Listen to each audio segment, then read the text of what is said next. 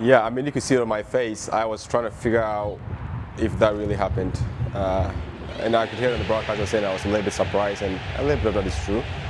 But, like every set piece, when you're in there, you never know what's going to happen. You always have the mindset that the ball could fall to you and, you could be the goal scorer. So I remember on Friday actually talking to Alex, and he was giving me my role and was saying, just be active, you never know, the ball could fall to you and you could score. And so a really special moment in my life, with that being my first MLS goal.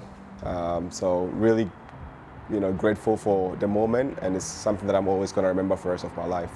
Yeah, he's been in and around the MLS for 9 years now, so we just, finally he's found a home in St. Louis, and making sure that, we're trying to, every player that we have has certain set of skill set, principles, and Josh Yaro is a real pro. He's a good leader.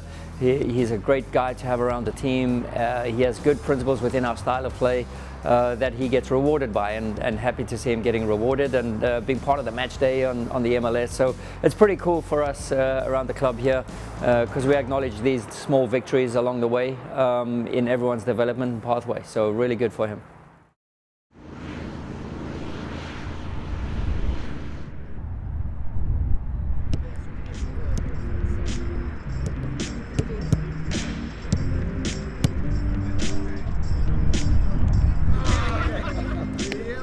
That's a good round.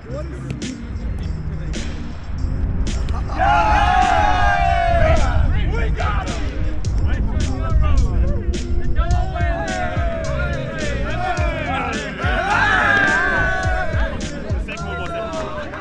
Yeah, there's the Monday morning, you read the newspaper, says Klaus, goal, which is important for him, whether it was a penalty, set piece, what have you. It's good for his confidence. He put himself into good spots. He's working really hard for the team, and I always tell him, the harder you work, you're going to get these moments that fall to your favor and fall in your favor.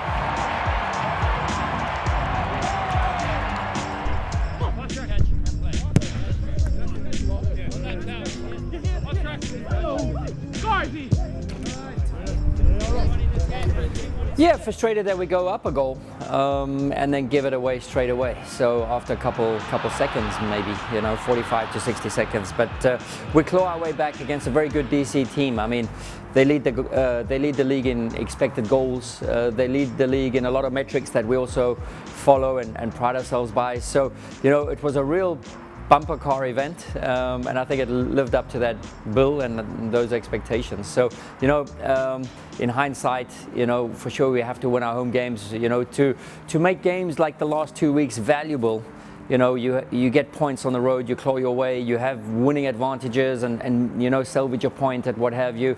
Thinking about the last 2 games, and then to come home and not get the 3 points was disappointing, especially going up a goal from the beginning. So yeah, glass half full, but we take the positives and we move on. There's no use in dwelling in the past, so we're looking forward.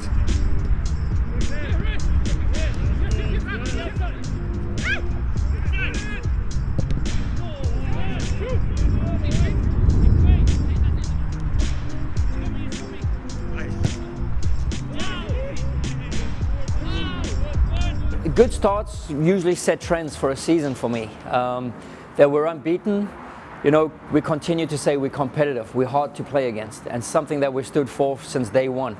Hard to play against, check that box, right?